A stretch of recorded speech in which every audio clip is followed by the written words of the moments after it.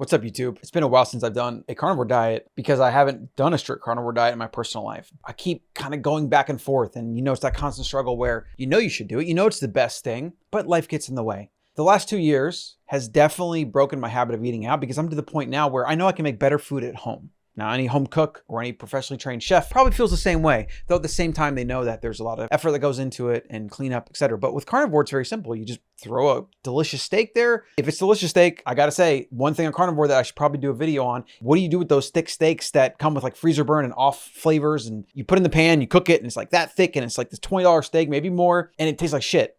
That's a real struggle. Do you cook another steak, go through that whole process again? Do you eat it even though like it's kind of making you sick, but you don't want to waste it? I digress. So I want to talk today about what I'm doing with carnivore and how I'm thinking about this, and really what a modified carnivore is. There's no actual definition, and I'll get into that as well. And then maybe a few tips on how to stick with the carnivore diet long-term, and what kind of version does that look like? What foods do you really try to stay away from? What foods do you kind of add in here and there, experiment with, etc. The first thing is that gut health has been a struggle for me. Ever since about 3 years ago, I got food poisoning. I felt like I've gotten sick double the amount of times I used to get sick every year. And then I moved to Texas. Cedar fever is the thing that really hits me. I think it's actually related to gut health because like the first 2 years I was in Austin, it didn't really bother me. But then holy crap, year 3, it was like out for 2 months. And then every year it's been pretty bad. It seems like it gets a little bit better, but it's still not resolved. I get sick around that time. Maybe I eat out, eat some pizza, and then I'm training too hard. And then my sleep gets disrupted. And then bam, I'm sick. Or the kids get sick. And then bam, I'm sick. And every time it happens, I'm thinking to myself, okay, strict carnivore, going back, can't do this anymore. And then of course you regress to your mean. And if your mean is not doing strict carnivore and you're just kind of doing like a ancestral base, eating mostly at home diet, you throw in some gluten-free snacks here and there. You have some like those fat chips, you have some like cassava chips, seed oil slip in every so often because you go get sushi with friends and you eat way too much and feel like crap after. Life gets in the way. And every time I'm beating myself up about, I need to get back on carnivore. Now, I have learned a lot through this process though, because I'm working through this process. I've done some testing, done some gut testing. I've done some hormone testing. I found out that I have high cortisol levels, which probably understands like I'm a fast metabolizer, super fast, lots of energy. It's also why when I'm feeling like crap, it really gets to me because mentally, psychologically, I need to be doing stuff. And to do nothing, I feel like a waste of life. This is how I'm thinking about this because it's been probably 3 years since I did a strict carnivore. I did it for about 4 to 6 months, recorded a bunch of videos about it, learned a lot through that process. And I have a pretty good understanding of where most people will probably end up that don't have severe autoimmune issues where you literally need to do carnivore as a form of medical therapy. For those of you, just do it strict and figure out how to do it. But for the rest of us that want to enjoy certain foods every so often, that want to eat out every so often, but don't want to feel like we got hit with a ton of bricks when we do so, there are some things that you can do to mitigate that. I think gut health is massive. And so I've been experimenting with a lot of different products, like tons and tons of probiotics, prebiotics. I've also been taking more B vitamins. I think I was having an absorption issue with B vitamin. And so I started taking some B vitamins and my energy has been going up. But at the same time, I'm saying these things right as we're coming out of winter into summer where I'm getting outside more, getting more vitamin D. There's less allergens in the air, at least for me personally, that affects me. It's hard to say how much of the supplementation or the going stricter carnivore is helping, whereas the season changing and the environment has a lot to do with it. That's for sure. I think we don't actually value how much being indoors all the time, not being outside, and what the cold does to people and the different allergens in the environment of where we happen to live. I think it's a really big variable. I think we just don't account for it as much. And actually what we're doing is we're going to buy a place in Florida and become literal snowbirds. And I say snowbirds, we live in Austin, Texas. It's not that far north. We had snow, I think, once this year, like one day. But for me, as a native Floridian, I just need to go somewhere that it's not going to mess me up during the winter. That being said, there is a direct correlation to when I spend a lot of time indoors, I'm not getting vitamin D, I'm not going outside, and then I'm probably overeating because you're inside and you tend to eat more, I think. Maybe you're more bored, you're just not as physically active. It really adds up. And then you fall out of the habit of eating carnivore. Maybe you aren't breaking your fast every day with a big fat steak like I do. You start eating other things, like maybe there's gluten-free mac and cheese that Allison made, and then you eat that instead. It doesn't fill you up as much, and the carbs make you more hungry. There's a lot here, I know. There's so many landmines waiting in your environment for you to derail you into get you slipping back into the standard American diet, or at least parts of it, like the tasty snack foods and all the gluten-free and keto products that are in the market. Like every time I go in the store, there's new keto products. Most of it is processed crap, of course, right? But you convince yourself, or at least your subconscious convinces you that, yeah, you can have that. That's fine. Or I'll have it every so often. But what I found is when I buy it and keep it in the house, I eat all of it. It's gone super fast, actually. And then my grocery bill's going up as well. We have inflation, high gas prices. Maybe that's a good reason to break the snacking habit, because I bought a box of gluten-free fat snacks crackers that are actually pretty delicious. It was like $6, $6.50 or something. Of course, prices of meat has gone up. Grass-fed cheese, sliced cheese was $8 a package for like 8 ounces or something ridiculous. I told them to put it back. I was like, what is that? $8? Like, what? No, not paying for that. I can get a block of cheese for like $3 less. I'll slice it myself. So I'm going to do some update videos every so often. I realized I could literally ramble on about this. There's so many things to cover. I'm going to do a few specific videos on specific topics. So this is more of a carnivore update, 3-year carnivore. I do want to say a couple final things on carnivore, as I was in it deep into the YouTube land, into doing the research and really thinking about this and what foods are okay, what are not okay. Here's a tip for beginners. Carnivore is whatever you say it is. My definition is animal foods, period.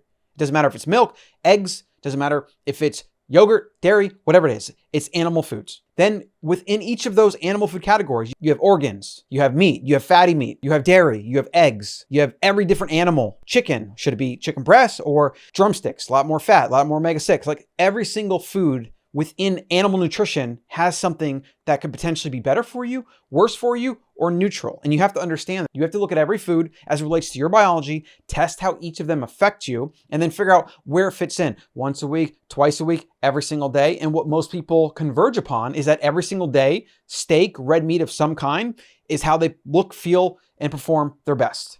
It's also what happens to repair the gut and be the easiest on the gut, which is kind of ironic that a lot of people think red meat is hard on the gut. I don't think that's the case at all. I think there is an argument to be made for cycling foods because that's just natural to our ancestors' environment. I do like to do fish sometimes. I do like to do salmon. I probably don't eat as much as I should. I do chicken sometimes, and I do gluten-free ground beef, mac and cheese. If Allison makes it, I'll have that from time to time. But I do notice every time I do those things, I have those ancestral kind of gluten-free, keto-like junk foods, basically, or processed foods. I tend to overeat. I tend to wake up in the middle of the night and want to eat again. So that's actually been a big thing for me in carnivore, is figuring out how to get enough calories in to feel full. Because if you eat a bunch of protein, even a steak that's got a little bit of fat and trimmings on it, and you eat that, you feel full in the moment, but your body wants more nutrition. And that's also a combination of how many carbs you're eating, how much sugar you're eating, etc. But carnivore is whatever you want it to be. So figure that out for yourself. Don't let anybody tell you carnivore is this or that's carnivore or that's not carnivore. That's bullshit. Complete and utter bullshit. Okay? That's the big first thing. Second thing is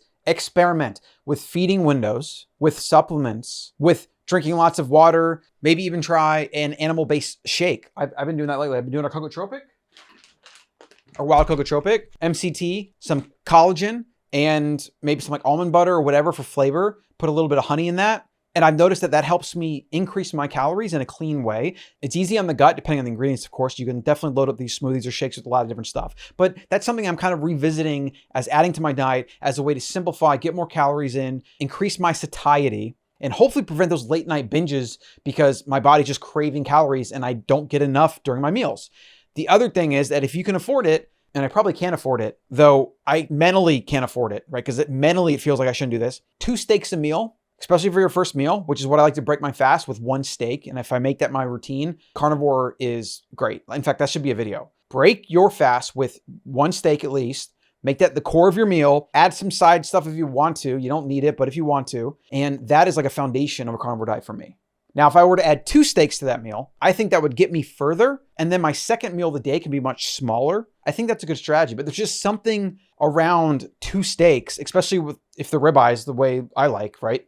$35 for breakfast. And I say breakfast, I usually eat it at dinner time, but $30 for breakfast, like 20 at the low end, like it's kind of hard to justify that. But the reality is, if you did all the math and you thought about all the snack foods and you thought about the time you spent and whatever, I would bet it's worth it. I would bet that you actually save more money by just loading up the steak or the protein in the meal 1, even if it costs a little bit more for that meal. I think over the grand scheme and all the other foods you're not eating and buying, I think it would be probably more cost effective. So that's just something to think about. If you're not feeling full throughout the day or not getting enough calories in, just load it up. 2 steaks. Just do it. Pull the trigger. 2 steaks. Make that a routine. And then I found you got to create a system for having those steaks in the freezer or the fridge because other people in your house will eat them. I have a bin with my name on it. I like to take them from the freezer, put them in the fridge, and then nobody touches them so that I know when I come home, I have 2 steaks ready to go that I can cook up.